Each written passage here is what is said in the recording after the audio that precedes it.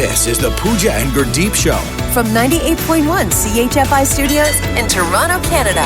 Hey Toronto, this is Ed Sheeran. This is Kelly Clarkson. Hi, this is Bryan Adams. This is Adele. This is Madonna. It's Michael Bublé, and you're listening to the Pooja and Gurdeep Show. It's fun. They're amazing. So Gen Z has declared it the summer of the garden girl. What? Yes, and you might see the hashtag garden girl or maybe garden core. If you see that, it's because it's a trend. It's all about... Garden you ready? gnomes? No. Actually, it involves no gardening at all. It's just incorporating light, airy fabrics. There's like printed clothing with gingham or florals. So Okay, if you see florals someone make wearing sense, that, yeah. you have accessories like woven straw bags, straw hats, gloves, silk scarves. So very earthy and flowy. Yes, but no actual gardening takes place. It's just Okay. it's just the look. The gardening is just the backdrop for your Instagram. Yes, basically. It is very much TikTok, Instagram, like photo friendly. Quelle surprise. So what do you think of it? I mean, if you saw someone in this sort of outfit, would you be, as the single guy in the city, would you be like, oh, loving your garden girl vibes, girl? Yeah, like sup, garden girl. I don't know. Yeah, sure. I guess I'm with it. Yeah. Sure. I don't know that I Do you partake even pay myself. attention to women's fashion? That's a tough question. Do I pay attention to women's fashion? I guess to a certain extent. Only if it all comes back to eyebrows. What?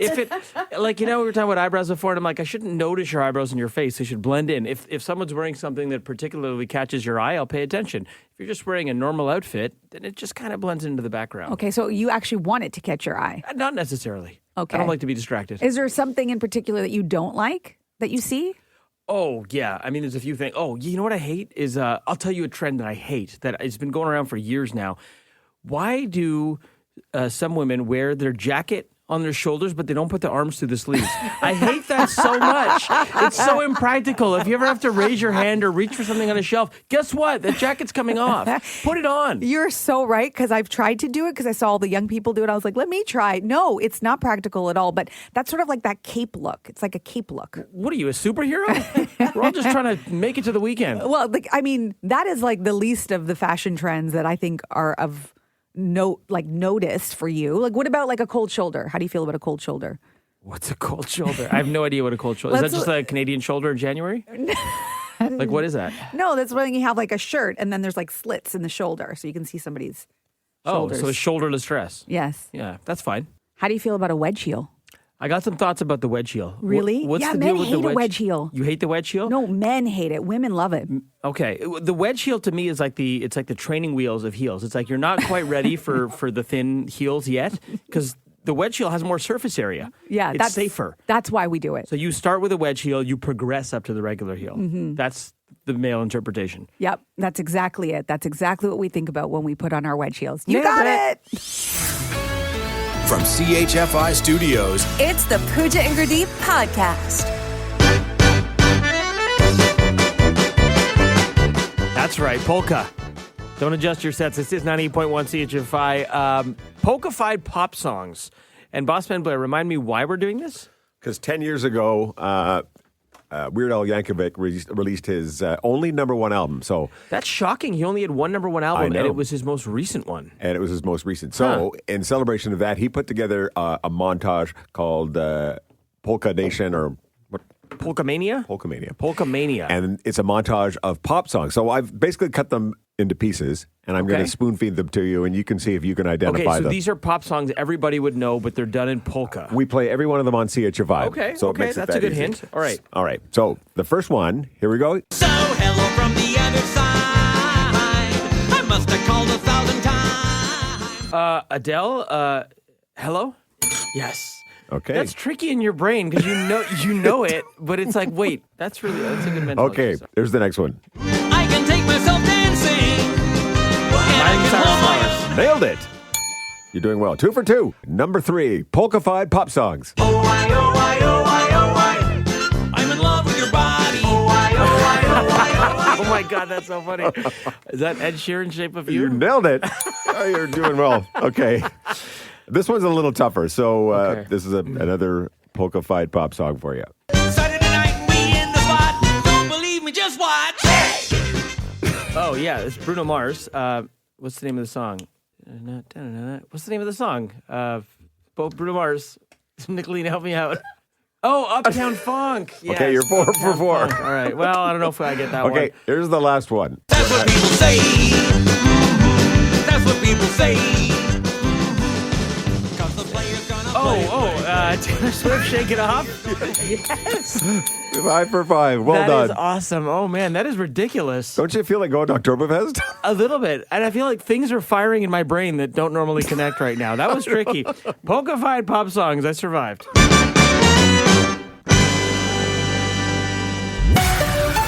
The Pooja and Gurdeep Podcast. From 98.1 CHFI.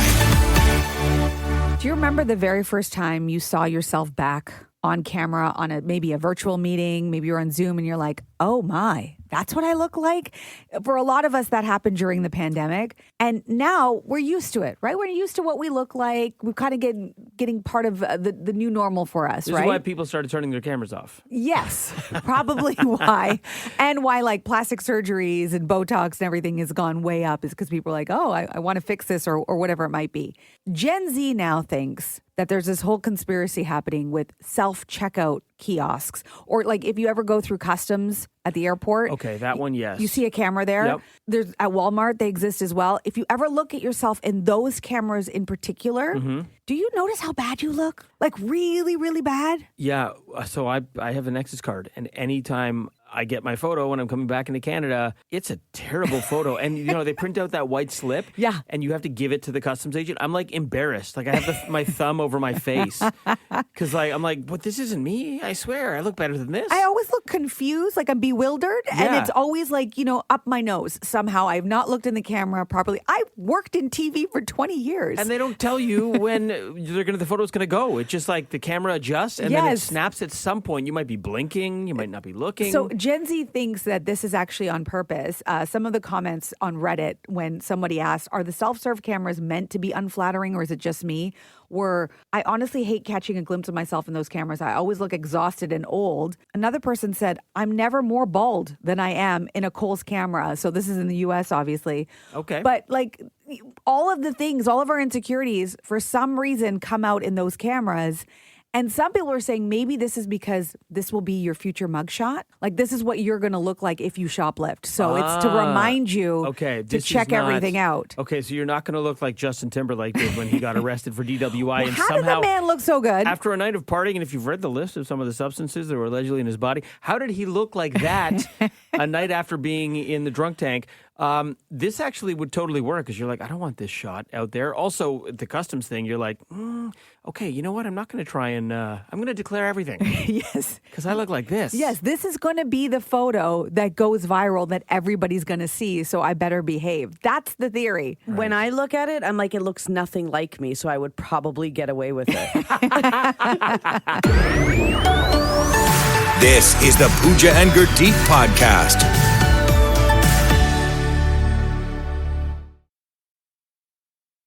The Pooja and Gurdeep Podcast. I texted someone this morning around 3:30 a.m. When you woke up. when I woke up because I saw they had texted me and I was just responding back. Sure. Didn't even think about it. Hit send. I hear bing.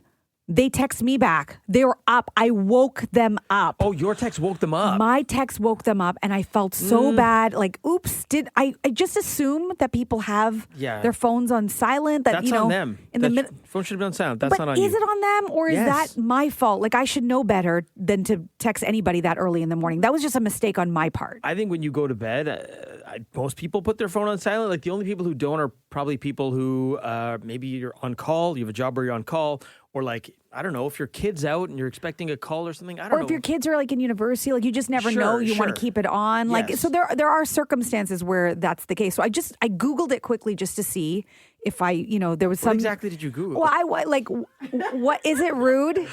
Is it rude to text? I think you need to Did you ask, ask Jeeves? You have to ask Jeeves that one. Jeeves is the etiquette expert. Guys, if you saw the things I Google, this is a whole other conversation. But Yeah. anyway, an etiquette expert has weighed in. And course. apparently, according to this expert, it's okay to text people at reasonable waking hours, which is between the hours of 8 a.m. and 10 p.m. So even if, forget my party foul of 3:30 this morning, even if you were to text somebody at 10:30, that's too late. I don't know. I think it's fine. I think it's totally fine. I know we're not the barometer because we're morning show people, but like have your phone on silent if you're going to bed. When my friends message me at like 11 and I don't see it till the morning, I message them back at 3:30. So see, that's what I did. I message people all the time I'm like, at this is 3:30 when in the I'm morning. up. I didn't think about it though. And I'm like, they'll respond whenever they wake up. It's fine. All right. I mean, you know what? Let's ask another fellow morning show person. Breakfast Television's Frankie Flowers is here. Frankie, is it too late to text someone after 10 p.m. as the etiquette expert suggests? Yeah, if it's me, yeah. Yeah, morning You're show never people. gonna get a response. Like, don't text me after 6. Well, it depends on what kind of text too, right? But after 10 p.m. text sometimes can be like, if you're single, you're like, yeah. Sorry, that's a whole other text. Yeah, that's a very different text. You're talking about the "you up?" ? That's not what we're talking about. We're not asking about the "you up" text, Frankie. So you're talking about a professional text. Yeah, something like that. Okay, yeah. Why at 10? Like, why not do it early? Why not wait till tomorrow? Why at 10? I don't know about it being professional. Has anyone ever called a text professional? I'm just sending you professional texts between 8 and 10. Isn't a professional text basically an email? Yes. The point is, I don't know. Why don't you decide? 5 calls? Decide it all. Okay, here's the question. Is it too late to text someone after 10 p.m., as the etiquette expert suggests? Cassandra in Scarborough. Nah. Why not? I drive for TTC, man, so I get up at 3, 4 in the morning, so I'm already in bed by like 7 p.m. sometimes. So if someone texts me, like, my phone's on silent, I'll respond to it at like 3, 4 in the morning. That's your problem, so wake you up. I love it. Okay, your vote's been counted, Cassandra. Thanks. All right. Virginia from Tottenham. So, is it too late to text someone after 10 p.m., yes or no? I say no. How come? Well, I think a lot of it is going to depend on when they texted me. So I'll look at the time on the text. So if they texted me late at night, then I can text them back late at night. Yes. Okay. An eye that's for an fair. eye in texting. Virginia, thanks. Your vote's been counted. Thank you. Okay, Denise in the car. Is it too late to text someone after 10 p.m.? I'm going to say yes. How come? I have my phone on silent from 11 to 7 automatically every night. Okay. So you think even though yours is on silent, it's too late to text someone after 10? It's the way I was raised. That you didn't call anybody. You know, that's when we only had landlines. But you don't call people between sleeping hours, period. It's just respect. It's just a common thing the way I was raised. So it follows through with everything else. Denise, your vote's been counted. Okay. Thanks a lot. Appreciate it. Linda from Bowmanville, is it too late to text someone after 10 p.m.? I believe so, unless you typically know the person and you know that they're going to be up.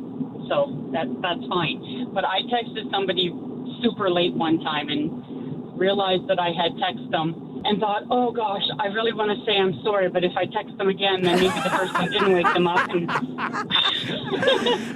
because I'm Canadian, so I have to say I'm sorry. So 2 wrongs make a right. Your vote's been counted. Thanks, Linda. Thank you. Michelle from Toronto. So, is it too late to text someone after 10 p.m., yes or no? I'm going to say no. How come? I don't know. People text me at all hours, but I shut my phone off. Right. When I go to bed, that's it. So You'll deal with it when you wake up, right? that's what I figure. Whatever's going to happen, I'll do it in the morning. Perfect. You don't think it's rude if somebody texted you and you just didn't see it? Well, they text me sometimes at 1 a.m. I don't see it till like 6 when I get up. You got some wild friends, Michelle. And then I answer them. Michelle, thanks for your vote. It's been counted. Okay, take care. Bye-bye. That was closer than I thought it was going to be. Yeah. So 3-2 saying no, it's not rude to text someone after 10 p.m. Meaning it's fine to text someone whenever. I'm just going to assume everyone silences their phone like me. Because, the world revolves around me, right? Obviously. Yeah. Thanks for calling. Thanks for listening to the Pooja and Gurdeep podcast. Listen to Pooja and Gurdeep live weekday mornings from 5 to 9. Only on 98.1 CHFI. Toronto's perfect music mix.